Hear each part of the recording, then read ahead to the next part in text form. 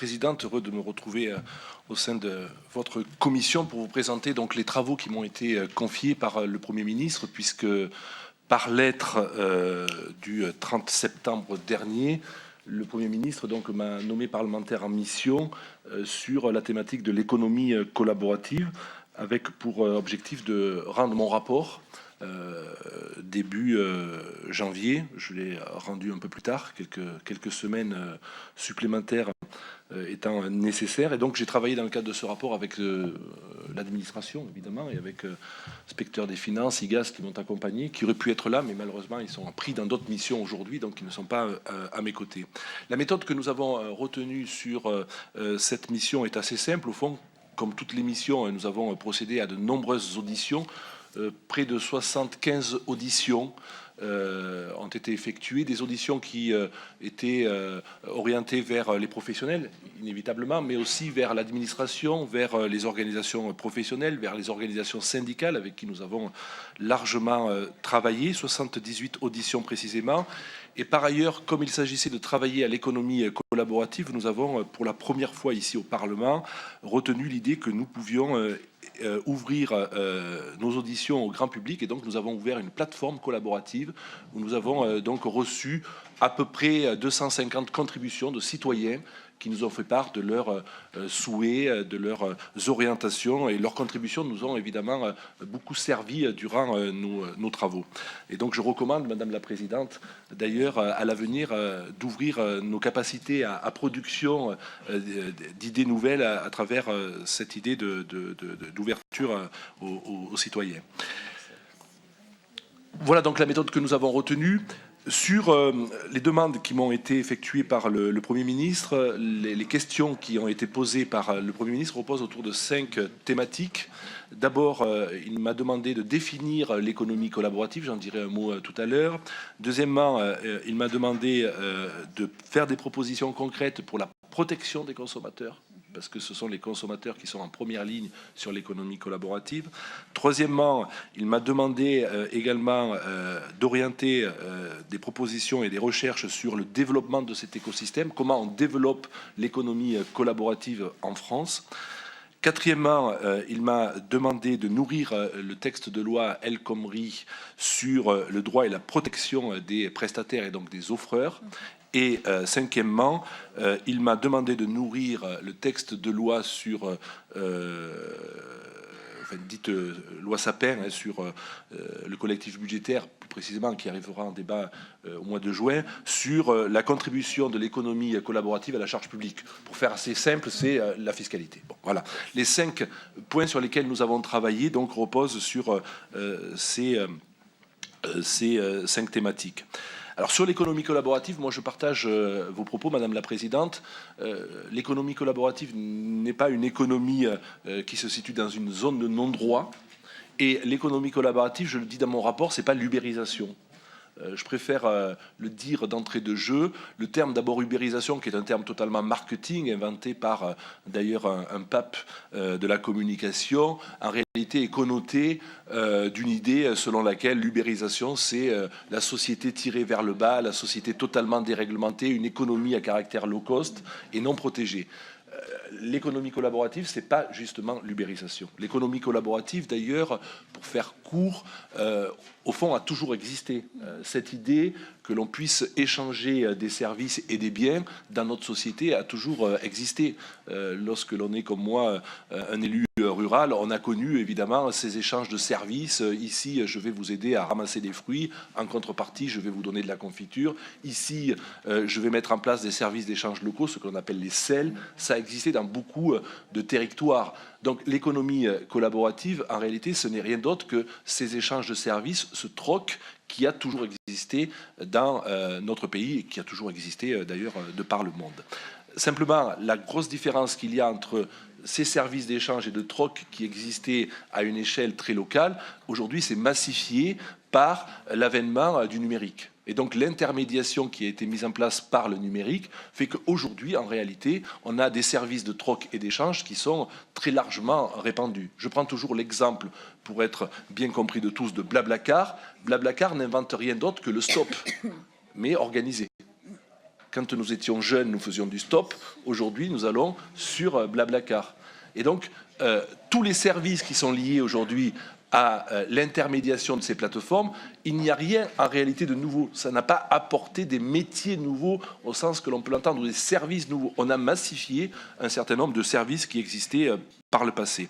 Ce qui veut dire que cette économie donc, ne doit pas rentrer dans une zone de non-droit, mais en même temps, je le dis avec beaucoup de confiance, à ceux qui pensent que l'économie collaborative ou cette économie dite non intermédiaire devrait disparaître ou nous devrions la stopper, ne serait pas raisonnable. C'est un peu ceux qui considéraient qu'à l'époque, quand le maréchal Ferrand a perdu son pouvoir sur l'avènement de la voiture, ont perdu la face. Et donc, inévitablement, il faut se dire que cette économie en est qu'au début, nous sommes dans une transition numérique et on sait que ce type d'économie sera très fort dans les années à venir. Il y a aujourd'hui des penseurs, des gens qui font de l'économie, qui nous disent, en gros, je pense à Rifkin, qui est connu, j'imagine, ici, qui nous dit que d'ici une vingtaine d'années, cette économie disruptive, en réalité, aura des conséquences majeures sur des zones telles que l'Europe, l'Asie et les États-Unis en particulier, ou l'Amérique pour faire court. Donc,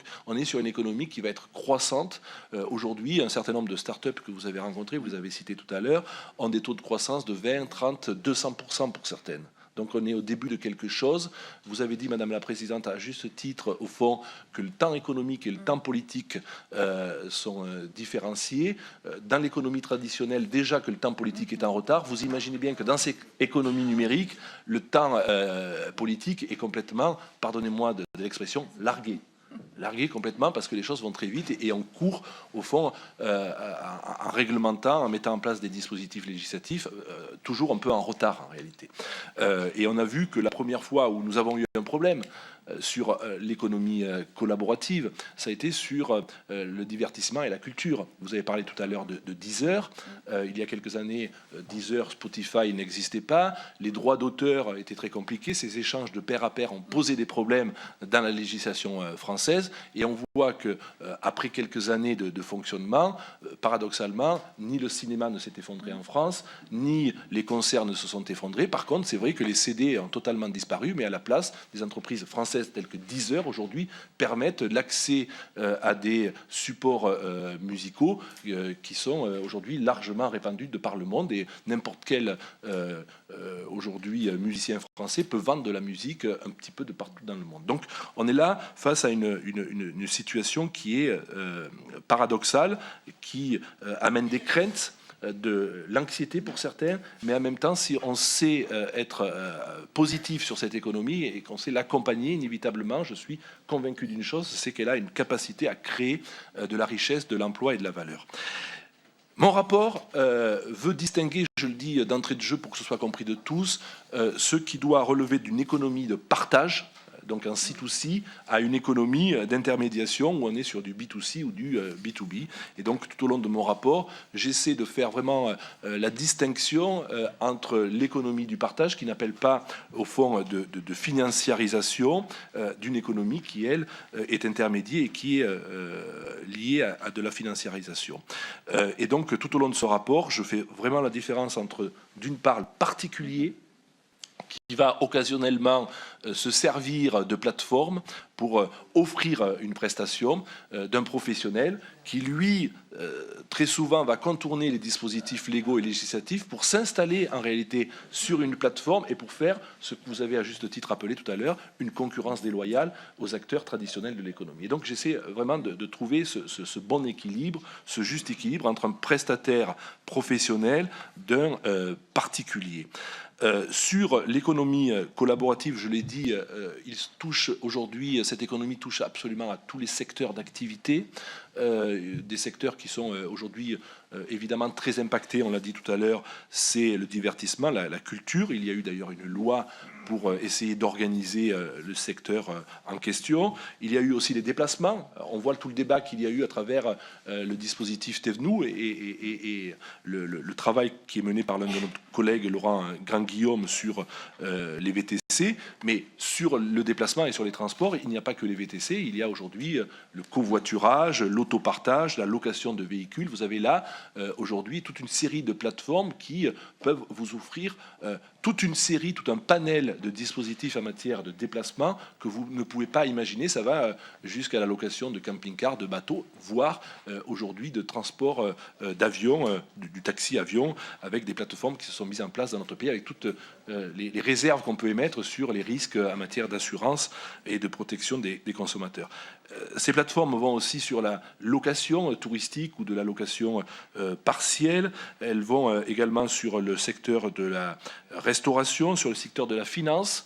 J'ai vu sur l'Europe des plateformes se développer sur le secteur de l'assurance également. Donc on voit que ces secteurs qui étaient jusqu'alors protégés, la finance et l'assurance, sont disruptés également. Vous connaissez comme moi le système des crowdfunding. J'imagine que vous en avez largement parlé. On voit que ce système financier qui accompagne aujourd'hui à la création d'activités se développe particulièrement dans notre pays. Il va sur l'entraide, sur la formation, et sur aussi ce qu'on appellera la silver economy, donc l'accompagnement au service auprès des personnes âgées.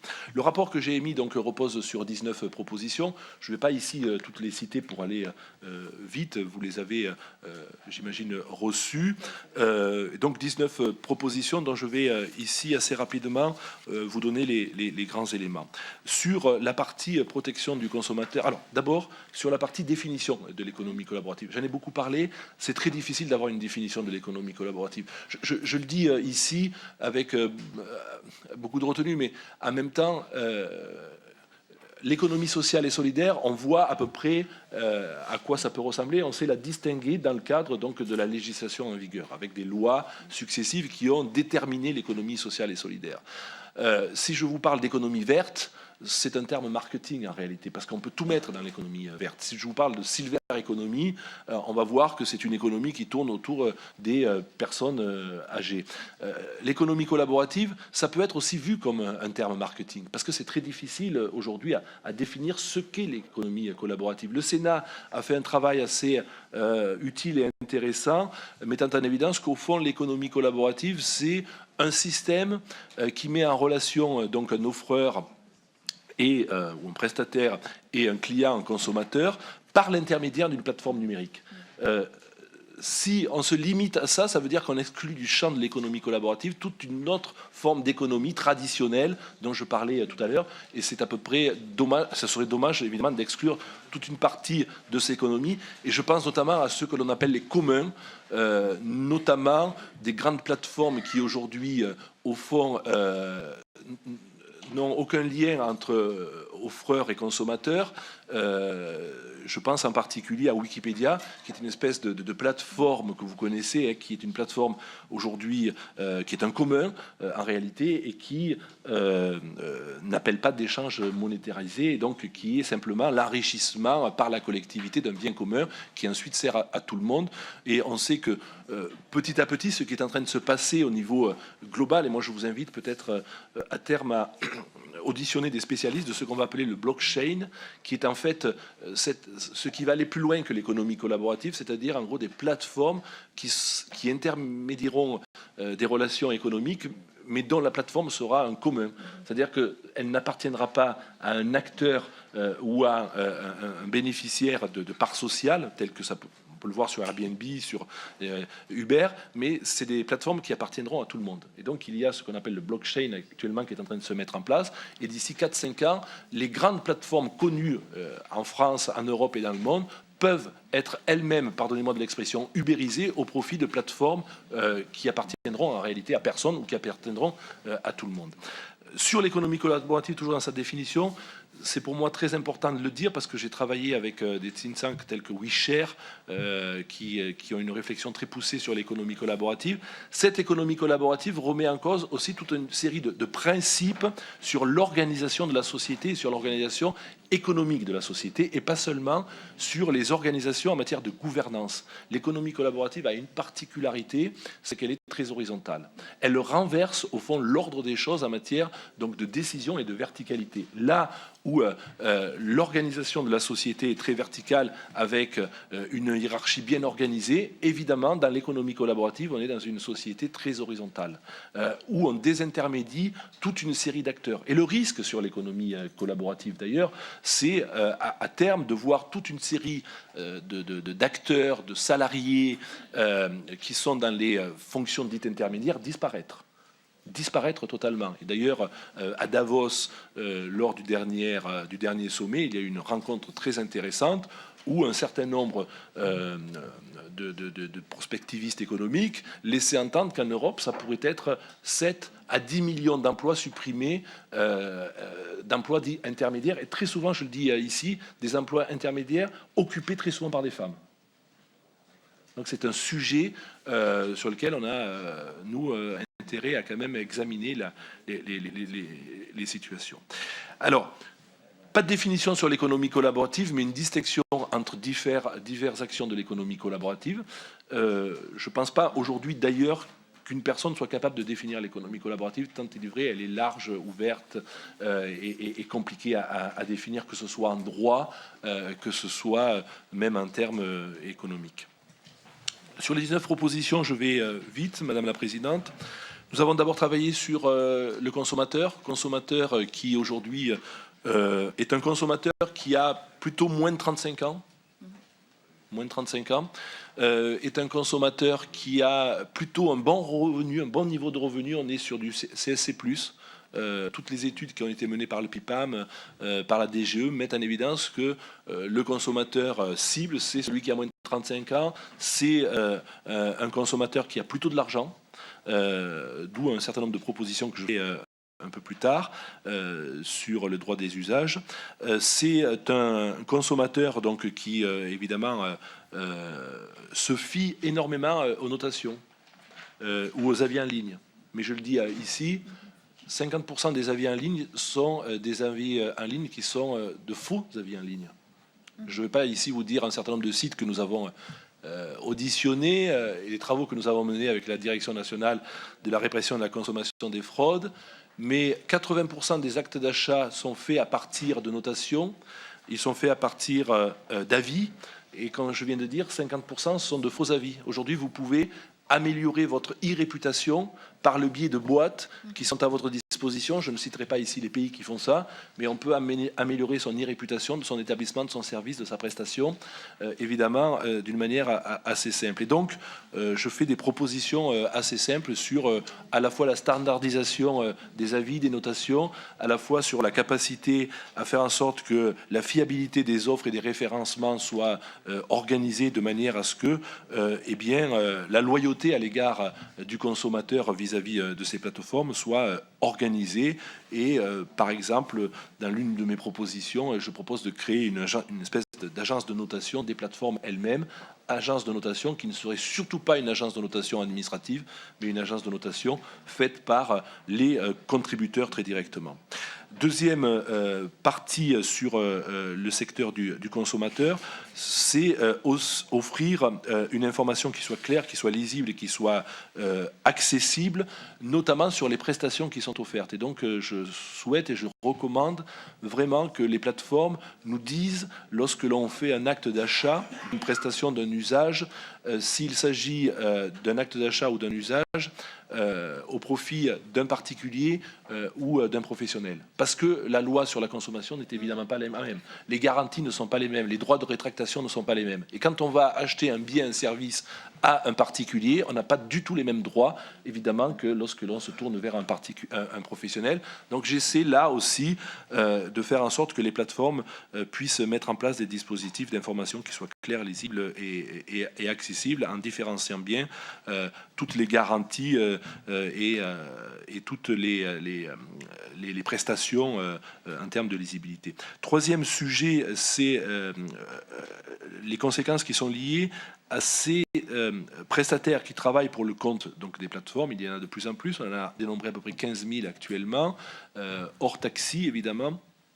tous ces prestataires, il y avait eu un débat entre nous. Moi, quand je suis rentré dans le débat sur l'économie collaborative, je faisais partie de ceux qui considéraient qu'on pouvait imaginer un troisième statut, entre le statut de l'indépendant et le statut du salariat. Un troisième statut un peu hybride entre les deux. Je me suis rendu compte à l'évidence très rapidement que ça avait des incidences sociales très fortes. Je pense qu'aucune organisation, ni professionnelle, ni salariale, n'y était favorable pour le moment. Et donc l'idée, c'est qu'au fond, on arrive à continuer depuis maintenant une vingtaine d'années cette idée de convergence des droits et des protections sociales au profit des salariés et des indépendants, avec donc toute une série de dispositifs en matière d'accès au compte personnel d'activité qui viendra dans la loi El Khomri, à travers la VAE, à travers l'accès au logement et au crédit, de la même manière que ça existe aujourd'hui, notamment pour les travailleurs de l'intérim. La capacité de ces plateformes à pouvoir aussi accompagner financièrement les compléments de formation, parce qu'il y a là un vrai sujet sur l'incapacité de certains prestataires à fournir de bonnes prestations, et on sait que si on a besoin de bonnes prestations, il faut une bonne formation, donc il faut que les plateformes jouent le jeu évidemment de la formation. De la même manière, sur la protection des personnes qui travaillent pour le compte de ces plateformes, c'est l'organisation d'un système de rupture, les conditions de la rupture. Vous savez que du jour au lendemain, vous avez des indépendants qui sont très dépendants économiquement de ces plateformes. Et du jour au lendemain, ils peuvent être déréférencés et donc perdre évidemment toute leur activité. Donc l'idée, au fond, est de dire que le déréférencement et les conditions de rupture soient mieux organisées qu'aujourd'hui. Il ne s'agit pas évidemment de mettre en place une espèce de code du travail spécial pour le compte de ces prestataires, mais en tout cas de mieux définir les conditions donc de rupture des contrats. Sur les contributions des plateformes, moi j'ai été heureux de voir que la semaine dernière le fisc français donc est redressé la société Google pour 1,6 milliard d'euros après que l'Angleterre et l'Italie l'aient fait. Donc là aussi, j'invite le gouvernement français en liaison avec l'OCDE à engager les procédures qui sont liées au BEPS, vous le savez, donc sur Antalya le 20 novembre dernier, donc un accord de l'OCDE met en évidence qu'il est important qu'aujourd'hui les entreprises ayant une activité sur un territoire donné paient leurs impôts. Ça va se mettre petit à petit en place. On a déjà avancé sur la partie TVA, il faut qu'on avance sur la partie fiscalité. Et donc j'invite le gouvernement, notamment s'agissant de ces plateformes, à faire en sorte qu'elles paient leur fiscalité dans notre pays. On voit que les deux plus grosses plateformes françaises qui font beaucoup débat aujourd'hui et qui ont une grosse activité sur notre territoire, l'une et l'autre, donc ont leurs sièges sociaux dans d'autres pays, avec des systèmes d'efficacité fiscale qui quand même posent des difficultés à l'État. Et donc l'idée de s'assurer que ces plateformes contribuent bien à la charge publique dans le pays d'exercice est un commun que j'ai voulu partager dans mon rapport. Clarifie également la doctrine de l'administration fiscale sur ce qui relève donc des frais de partage d'une fiscalité normale.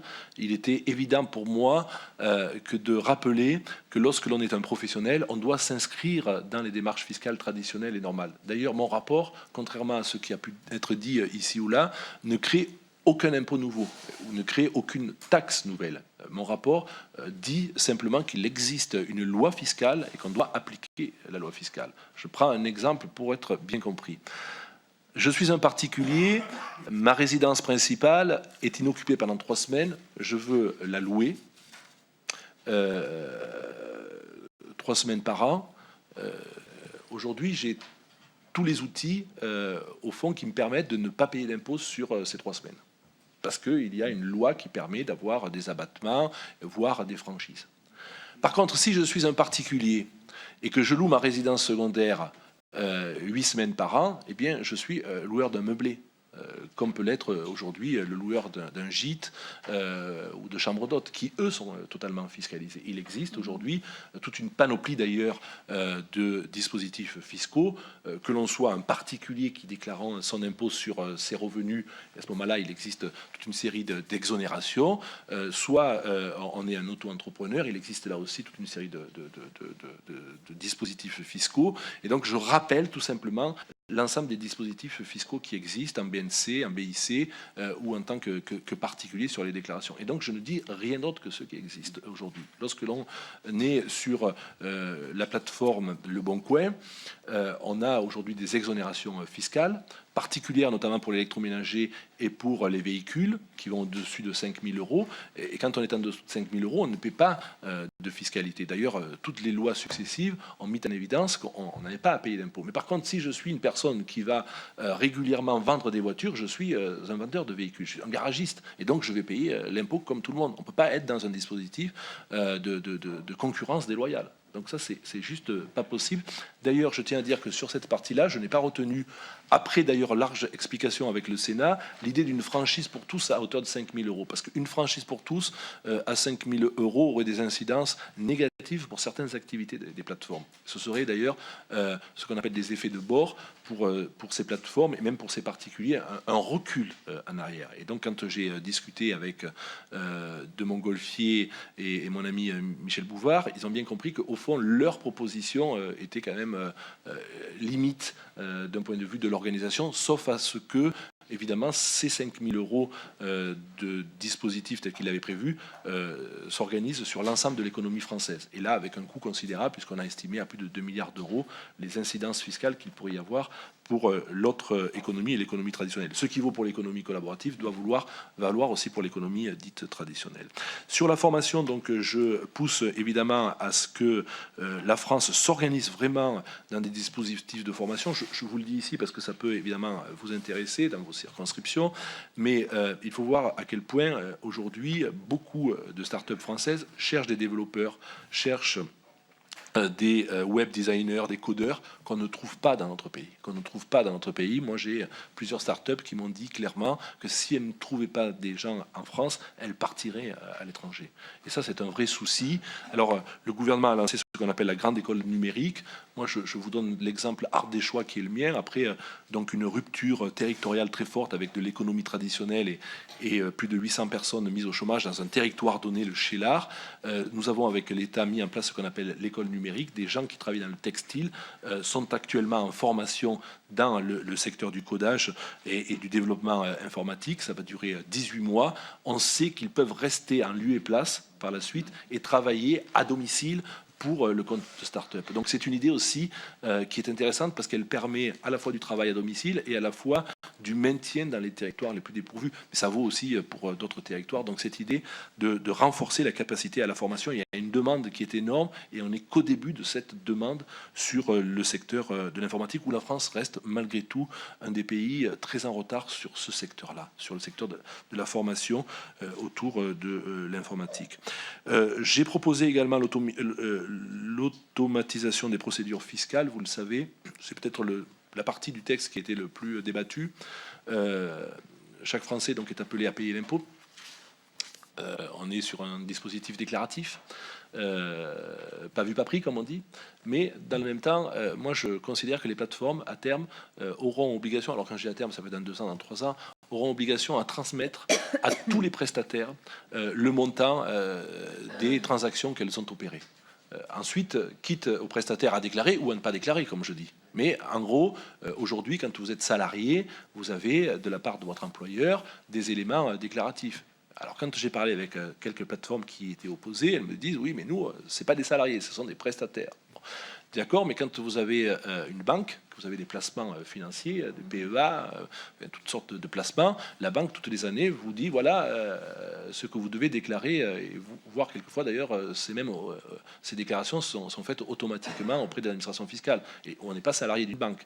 Donc je pense qu'à terme, il faut arriver à un dispositif où les plateformes elles-mêmes sont en capacité de fournir ces éléments à chacun, et chacun ensuite à faire la déclaration ou pas, en fonction évidemment du rescrit fiscal qui existe, en fonction donc des dispositifs qui existent en matière fiscale, dont on sait qu'elles ont besoin d'être clarifiées. Je le dis à l'administration fiscale, ça c'est un grand souci que j'ai vu, c'est que l'administration fiscale, peut-être par